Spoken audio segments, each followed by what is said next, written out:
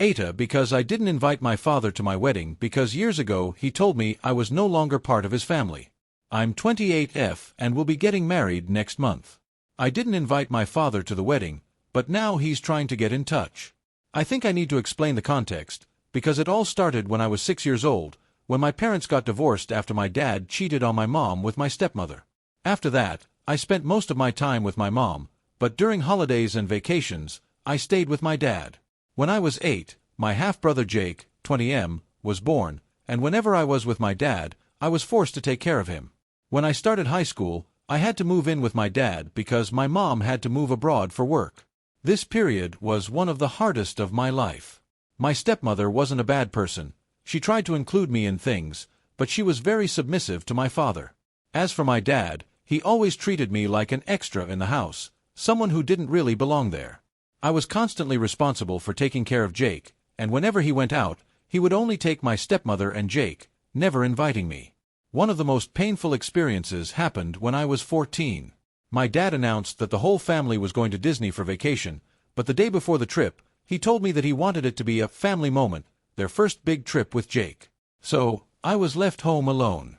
This had already become a pattern. Trips to the beach, zoos, or other outings always included just my stepmother and Jake while I was left behind. My dad didn't like me going out with friends or inviting them over. He said, teenagers together only cause trouble, and because he was controlling, he would call the house phone at random times to check if I was home. He also had a trusted neighbor who would keep an eye on me to make sure I didn't have any visitors.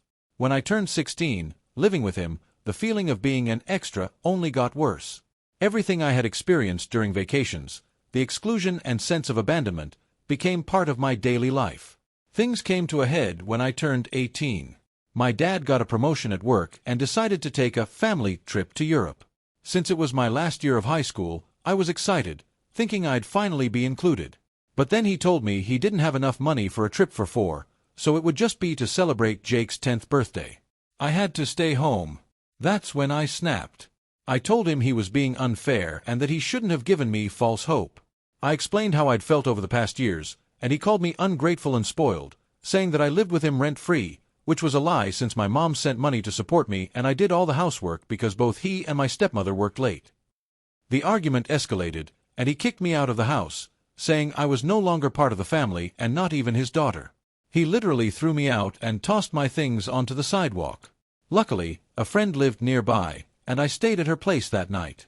The next day, I went back to see if my dad had calmed down, but I found my things still on the sidewalk, and some even in the trash.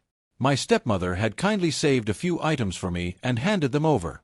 After that, my dad never reached out, except to call and yell at me a month later when my mom stopped sending him money for my expenses. A few months later, I got into an engineering program in another state, where I met my now-fiancé, Mark, 29M. He was a senior, and we soon connected, realizing we had a lot in common.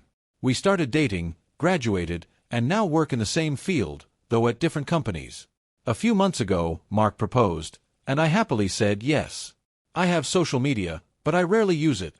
I've had Instagram for about 6 years but haven't even posted 10 pictures.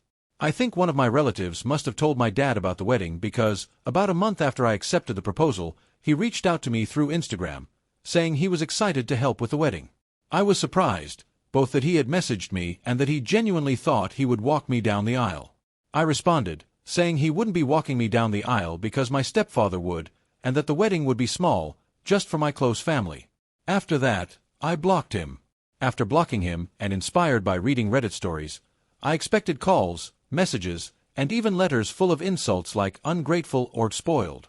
However, the only thing I received was a letter delivered by Jake. Yes, we still have contact. In the letter, my father expressed how sorry he was. I won't copy the exact words, but to summarize, he said that after kicking me out, he lived a normal life with my stepmother and Jake. But when he saw pictures of my graduation with my mom and stepfather, he started feeling regret. He wanted to talk to me, but his pride held him back.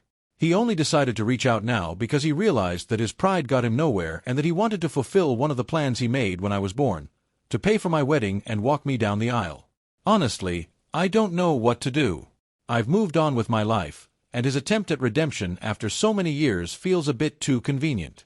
AITA for not wanting to include my dad in my wedding despite his apology? Note: my stepfather is an amazing person. He always goes out of his way to include me in everything, and my stepsisters are wonderful as well.